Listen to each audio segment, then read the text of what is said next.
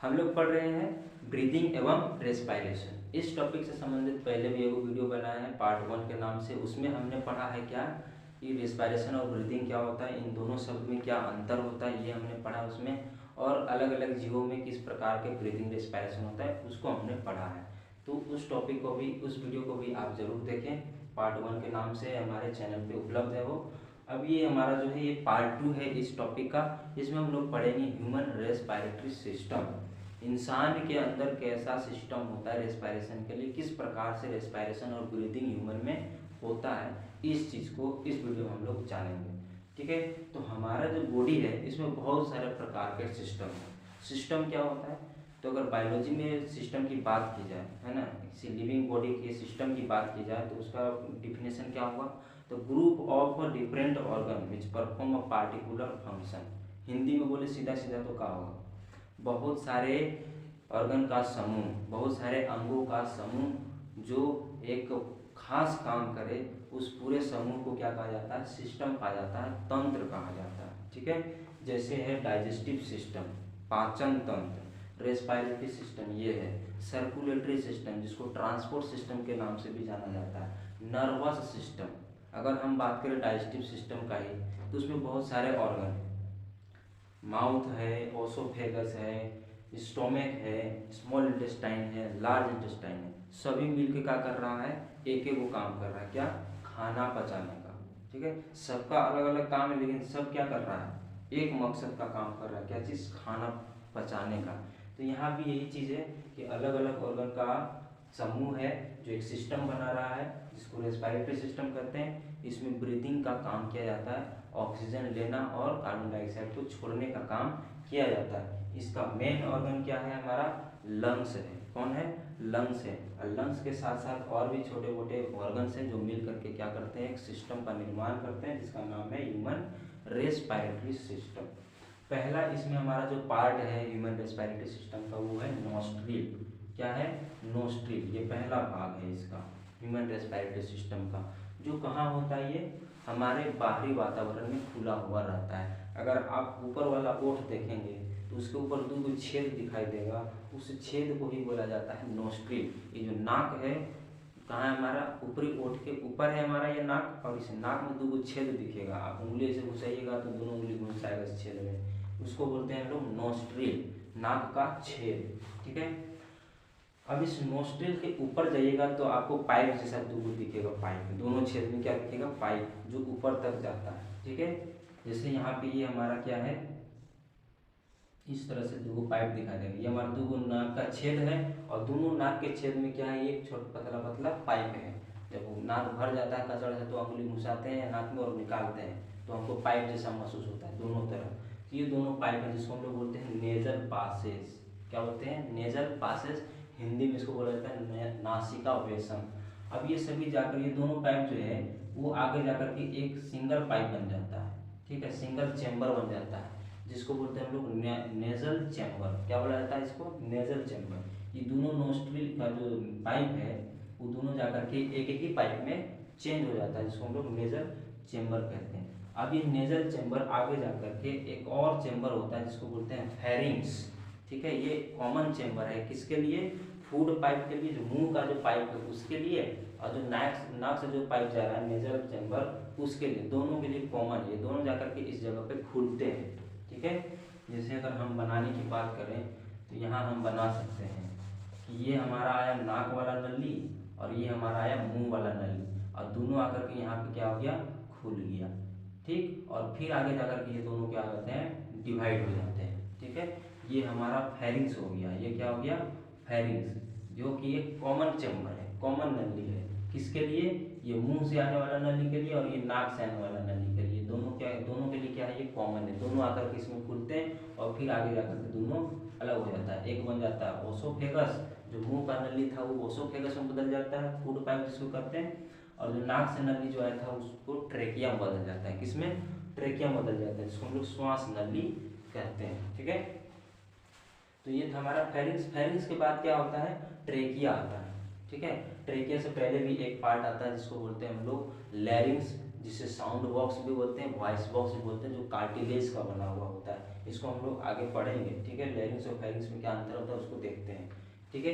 तो ये जो फेरिंग्स है, फेरिंग्स के बाद ये जो नोस्ट्रिल का जो नेजल चैम्बर था वो किसमें बदल जाता है, ट्रेकिया में बदल जाता है, ठीक। अभी ट्रेकिया क्या होता है, तो ट्रेकिया जो है वो हमारा फेरिंग से लेकर के ये जो हमारा मिड थोरेसिक चैम्बर तक गया होता है, जो हमारा थोरेसिक चैम्बर है ये, ठीक है।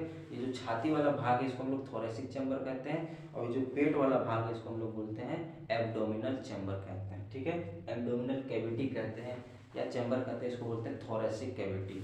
तो मिड थोरेसिक कैविटी तक गया रहता है ये, कहाँ से कहाँ तक, फेरिंग से लेकर के मिड थोरेसिक माने थोरेसिक चैम्बर का मध्य भाग तक रहता है। और ये पांचवा रिब के पास आकर के, ये जो हमारा थोरेसिक चैम्बर ये रिब्स का बना हुआ है ना, इसमें टोटल 12 रिब्स हैं, 12 इधर 12 इधर। और ये जो ट्रेकिया है ये फेरिंग से लेकर के आता कहाँ तक है, पांचवा रिब तक आता है, जो कि थोरेसिक चैम्बर का मिड पॉइंट है, मध्य भाग है। वहाँ पे आकर के ये दो भाग में बंट जाता है, क्योंकि हमारे पास दो गो लंग्स है, कितना लंग्स है, दो गो, और ट्रेकिया एक एक है, और दोनों में जाना है हवा, तो ट्रेकिया क्या होगा, दो भाग में बटेगा। या ट्रेकिया आकर के दो भाग में बढ़ जाता है, कहाँ पे, पांचवा रिब्स के पास, फिफ्थ रिब्स के पास आकर के दो भाग में बढ़ जाता है, जिसको हम लोग बोलते हैं प्राइमरी ब्रोंकी। क्या बोलते हैं, प्राइमरी ब्रोंकी। जब ट्रेकिया दो भाग में बढ़ जाता है उसको हम लोग बोलते हैं ब्रोंकी, वो भी कैसा, प्राइमरी ब्रोंकी, ठीक है। एक राइट और एक लेफ्ट, राइट वाला राइट लंग्स में चला जाता है, लेफ्ट वाला ब्रोंकी लेफ्ट में लंग्स में चला जाता है। लंग्स में घुसने के बाद ये ब्रोंकी फिर से अलग अलग ब्रांच में डिवाइड हो जाता है, दोनों ब्रोंकी, इधर वाला ब्रोंकी भी और इधर वाला ब्रोंकी भी, और ये दोनों को हम लोग प्राइमरी ब्रोंकी कह रहे थे। अब ये जो प्राइमरी ब्रोंकी है वो और पार्ट्स में डिवाइड हो जाता है, जिसको हम लोग बोलते हैं सेकेंडरी ब्रोंकी, ठीक है। फिर सेकेंडरी ब्रोंकी भी क्या हो जाता है, अलग अलग पार्ट में डिवाइड हो जाता है, अलग अलग ब्रांच में बढ़ जाता है, उसको बोलते हैं टर्सरी ब्रोंकी। अब टर्सरी ब्रोंकी के बाद क्या होता है, और भी ब्रांचेज निकलते हैं, जिसको हम लोग बोलते हैं ब्रोंकियोल्स, है ना। टर्सरी ब्रोंकी के बाद और भी ब्रांचेज होते हैं, उसको बोलते हैं ब्रोंकियोल्स। और जहाँ से ब्रोंकियोल्स बनना शुरू होता है उस पॉइंट को इनिशियल ब्रोंकियोल कहते हैं, और जहाँ पे जाके ब्रोंकियोल खत्म हो जाता है उसको टर्मिनल ब्रोंकियोल कहते हैं। इनिशियल माने शुरुआत और टर्मिनल मतलब समाप्त, ठीक है। तो जहाँ समाप्त हुआ उसको टर्मिनल ब्रोंकियोल, और जहाँ शुरू हुआ उसको बोलते हैं इनिशियल ब्रोंकियोल, ठीक। ये हमने यहाँ पे सीरियल वाइज नाम लिख करके दिखाया आपको कि कैसे कैसे होता है। पहले नंबर पे पेयर ऑफ नोस्ट्रिल, नाक का छेद, फिर नाक का नली जिसको बोलते हैं नेजल पासेज, और नेजल पासेज दोनों नाक का छेद जो है, दोनों नोस्ट्रिल का जो छेद वो आपस में जाके मिल जाता है, उसको बोलते हैं नेजल चेम्बर। नेजल चेम्बर जाकर के खुलता है फेरिंग्स में, जो कि कॉमन है फूड के लिए और श्वास नली के लिए, दोनों ये कॉमन है, इसको फेरिंग्स कहेंगे। फेरिंग्स जाकर खुलता है हमारा ट्रेकिया में, सिंगल श्वास नली, ये विंड पाइप जिसको बोलते हैं ट्रेकिया। अभी ट्रेकिया जो है वो पांचवा रिब्स के पास दो भाग में बढ़ जाता है, जिसको प्राइमरी ब्रोंकी कहते हैं। प्राइमरी ब्रोंकी सेकेंडरी ब्रोंकी में बदल जाता है, सेकेंडरी ब्रोंकी टर्सरी ब्रोंकी में बदल जाता है, टर्सरी ब्रोंकी जो वो ब्रोंकियोल्स में बदल जाता है, और ब्रोंकियोल्स का पहला भाग को इनिशियल ब्रोंकियोल कहते हैं, और जो लास्ट पॉइंट होता है उसको टर्मिनल ब्रोंकियोल्स कहते हैं। और टर्मिनल ब्रोंकियोल्स के ऊपर क्या रहता है, बैग लाइक स्ट्रक्चर होता है, मांसपेशी का बना हुआ छोटा सा थैली नुमा आकार का होता है, जिसको बोलते हैं हम लोग एल्वियोली। इसी में जाकर के हवा जाके भरता है, और इस एल्वियोली की चारों तरफ नसें होते हैं, खून का नस होता है जिसमें ब्लड बह रहा होता है, ठीक है। और इस नस, ये जैसे यहाँ पे एल्वियोली है और इसके चारों तरफ क्या रहता है, नस रहता है जिसमें ब्लड बहता है, और इस एल्वियोली में ऑक्सीजन भरा हुआ रहता है। ये ऑक्सीजन इस ब्लड में चला जाता है, और जो ब्लड में CO2 रहता है वो इस एल्वियोली में चला आता है, फिर से ये कार्बन डाइऑक्साइड बाहर निकल जाता है, ठीक है। तो ये चीज़ हमारा था। यहाँ पे हमने यहाँ पे एक बड़े डायग्राम बना के दिखाया आपको, ट्रेकिया है ना, primary bronchi, secondary bronchi, tertiary bronchi, और ब्रोंकियोल्स और एल्वियोली को बड़ा करके दिखाया है। यहाँ पे छोटा था, नहीं समझ में आ रहा था, यहाँ समझते हम लोग बड़ा डायग्राम है। ये हमारा ट्रेकिया आ रहा था, फिफ्थ रिब्स के पास आकर के दो भाग में बट गए, ठीक है। पहला लेफ्ट ब्रोंकी और दूसरा राइट ब्रोंकी, जिसको हम लोग प्राइमरी ब्रोंकी के नाम से जानते हैं। प्राइमरी माने पहला, प्राइमरी मैंने पहली बार जो ब्रोंकी बना उसको प्राइमरी ब्रोंकी कहती है। अब प्राइमरी ब्रोंकी क्या हुआ, अलग अलग डिवाइड हो गया, अलग अलग पार्ट्स में डिवाइड हो गया, अलग अलग ब्रांच में डिवाइड हो गया, तो ये दूसरा बार डिवाइड हुआ, तो ये हो गया सेकेंडरी ब्रोंकी। उसके बाद ये सेकेंडरी ब्रोंकी, ये देखिए दूसरे सेकेंडरी ब्रोंकी हम डिवाइड किए थे, बहुत सारा होता है लेकिन हम यहाँ पे 2 बनाए हैं, ये सेकेंडरी ब्रोंकी है। अब ये सेकेंडरी ब्रोंकी देखिए यहाँ पे 3 भाग में अलग अलग बट गया है, 3 भाग में तो और भी भाग होता है, हमने 3 बनाया, इसको बोलते हैं हम लोग टर्सरी, क्योंकि तीसरा लेवल पे डिवाइड हुआ, पहला लेवल पे डिवाइड हुआ तो प्राइमरी, दूसरा लेवल पे डिवाइड हुआ सेकेंडरी, तीसरा लेवल पे डिवाइड हुआ तो टर्सरी। अब ये ब्रोंकी जो है वो ब्रोंक्यूल्स में चेंज होता है, बहुत पतला पतला पाइप में बदल जाता है, जिसको हम लोग बोलते हैं ब्रोंक्यूल्स। और जहाँ से शुरू होता है ब्रोंकियल बनना उसको बोलते हैं इनिशियल ब्रोंक्यूल, और जहाँ जाके खत्म हो जाता है उसको बोलते हैं टर्मिनल ब्रोंक्यूल्स। और हर एक टर्मिनल ब्रोंक्यूल्स पे क्या रहता है, एल्वियोली रहता है। ठीक है, एल्वियोली अगर हम आपको बना के बताएं, ये हमारा इस तरह से बैग लाइक स्ट्रक्चर होता है, ठीक है, जो कि किससे जुड़ा रहता है, ब्रोंक्यूल से, टर्मिनल ब्रोंक्यूल से। ये हमारा एल्वियोली, इसके चारों तरफ क्या रहता है, खून का नस रहता है, जिसमें खून बहते रहता है।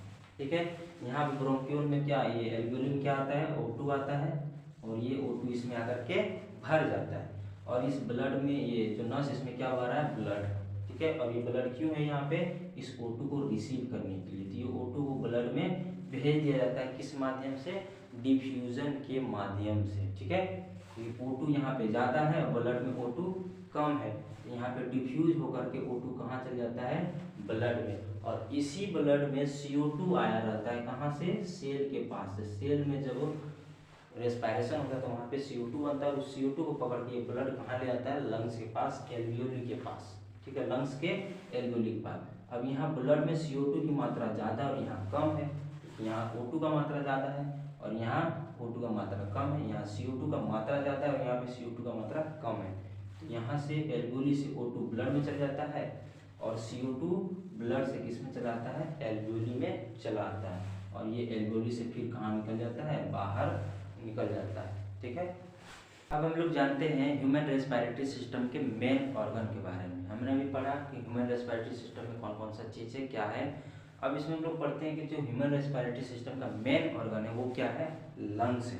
ठीक है, ये लंग्स क्या है भाई, तो देखिए यहाँ पे lungs primary bronchi, secondary bronchi, tertiary bronchi, bronchioles plus alveoli के मिलने से एक स्ट्रक्चर बनता है जिसको हम लोग बोलते हैं लंग्स। ठीक है, लंग्स क्या है, तो primary bronchi, secondary, tertiary bronchi और ब्रोंकियल्स और एल्वियोली को मिला करके जो ग्रुप बन गया, जो स्ट्रक्चर बना, उसी को हम लोग लंग्स कहते हैं। ठीक है, तो लंग्स बनाने में कौन कौन सा पार्ट ये भाग लेता है, तो primary bronchi, secondary bronchi, tertiary bronchi, bronchioles और एल्वियोली, ये सभी क्या है, लंग्स का पार्ट है, ये लंग्स का निर्माण करते हैं। ठीक है, जो कि कहाँ पाया जाता है, थोरेसिक कैविटी में पाया जाता है। कहाँ पाया जाता है ये लंग्स, थोरेसिक कैविटी में पाया जाता है। थोरेसिक कैविटी क्या होता है, तो लंग्स के नीचे एक मस्कुलर मेम्ब्रेन होता है जिसको हम लोग बोलते हैं डायफ्राम, जो सांस लेने और छोड़ने में बहुत ही ज़्यादा इंपॉर्टेंट रोल निभाता है। ठीक है, ये थोरेसिक चैम्बर क्या होता है, देखिए ये जो डायफ्राम हम बताएं,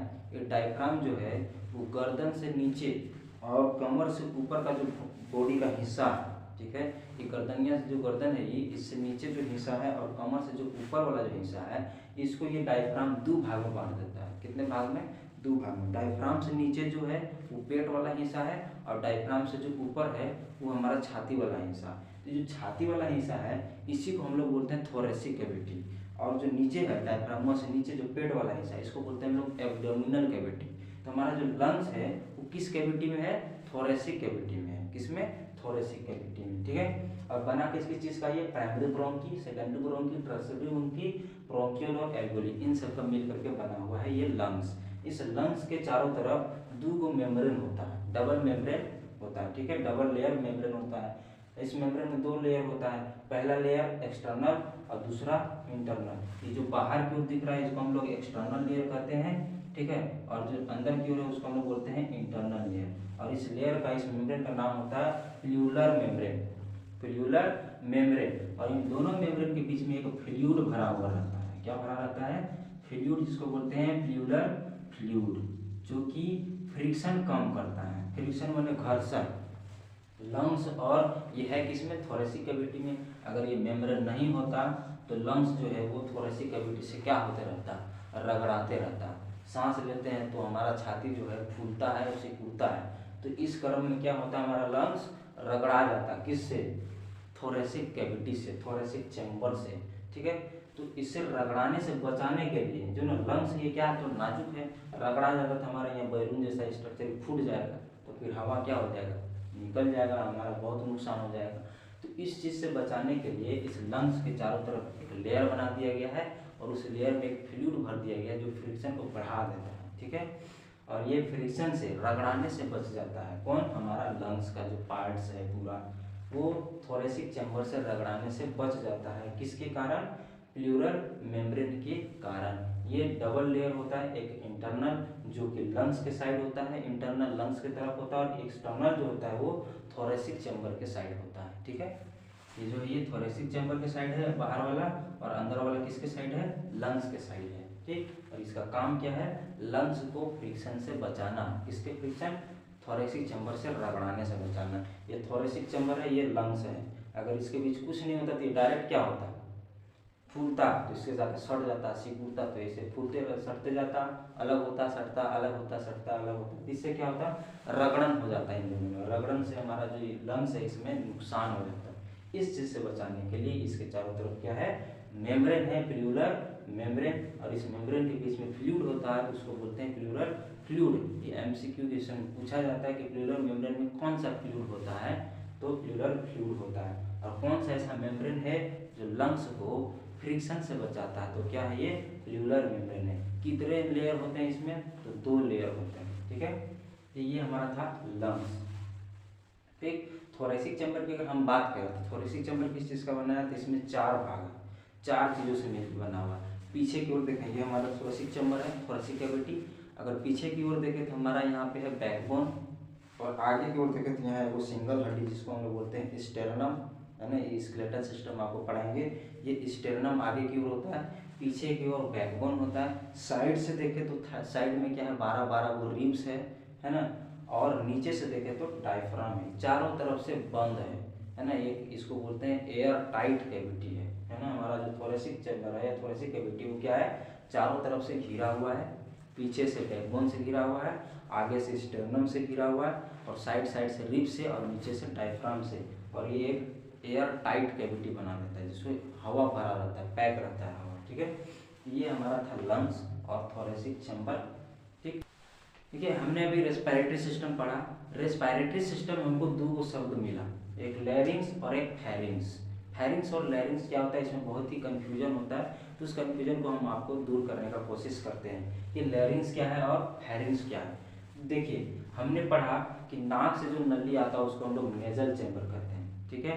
और एक हमारा मुंह का नली होता है, 2 है यहाँ, देखिए बाहर जो हमारा 2 छेद है, नाक और 2 एक मुंह, 2 यहाँ पे छेद है और एक यहाँ पे है मुंह का छेद। ये नाक का छेद है, और ये जो ये यहाँ पे नीचे क्या है, मुंह का छेद है। ये दोनों जो छेद हैं, ये जो दोनों में से नली निकलता है, नाक में से क्या निकला, नली, और मुंह में से क्या निकला, नली। दोनों नली जो है वो एक जगह पे जाकर के मिल जाता है, ठीक है। और फिर से ये दोनों नली अलग अलग हो जाते हैं, ठीक है। तो यहाँ पे दोनों नलियाँ, एक नाक से आने वाली नली और एक मुंह से आने वाली नली, जिसको हम लोग बक्कल कैविटी कहते हैं, नाक से आने वाले को नेजल कैविटी या नेजल चैम्बर कहते हैं। दोनों आकर के एक जगह पे मिल जाते हैं, जिसको हम लोग फेरिंग्स कहते हैं। जहाँ पे मिलता है उस पार्ट को क्या कहते हैं, फेरिंग्स। और इसके बाद फिर से सांस वाला नली और खाना वाला नली अलग अलग हो जाता है, जिसको हम लोग ओसोफेगस कहते हैं खाना वाला को, और जो सांस वाला है उसको हम लोग ट्रेकिया कह देते हैं। क्या बोलते हैं, ट्रेकिया। जैसे देखिए, अगर वो घर बनाया जाता है तो बाहर से भी बहुत सारे गेट आते हैं और आके मिल जाता है एक बरंडा, ठीक है। घर में हम लोग क्या बनाते हैं, एक बरंडा बनाते हैं जिसमें 4-5 को दरवाजा आकर के उसमें खुलता है, और फिर वो बरंडा में से क्या होता है, अलग अलग रूम के लिए दरवाजा खुल जाता है, ठीक। तो यही बात यहाँ पे एक बरंडा का काम कर रहा है, बरंडा।